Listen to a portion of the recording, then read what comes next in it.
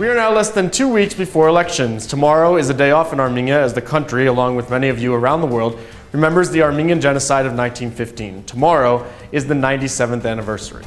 So on the verge of elections, what does the public think about Armenia's political direction? According to the CRRC, a research polling group in the region, 36% of Armenians consider the domestic policy to be on a wrong developmental path.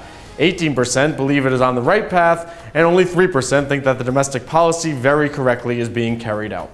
The Heritage Party also suggests to do away with the old ways. Their, quote, New Armenia, New Salary, New Rights, New Dignity platform was announced by Party President Rafi Hovhannisyan at a rally.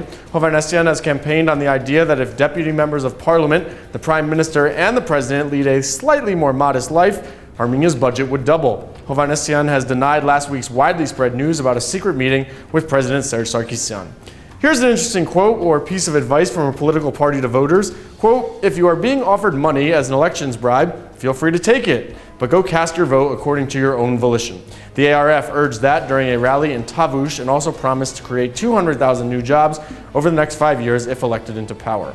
And lastly, political analyst Karen Kocharyan compared the Armenian political system to soap operas, even going so far as to compare various parties to specific shows.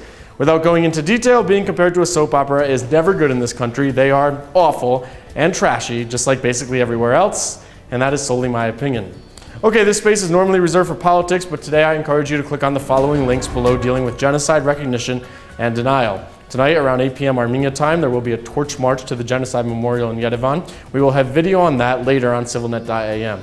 Also, we will be live streaming from the memorial around 5 p.m. Armenia time tomorrow, which is 9 a.m. on the East Coast in the US, 6 a.m. on the West Coast.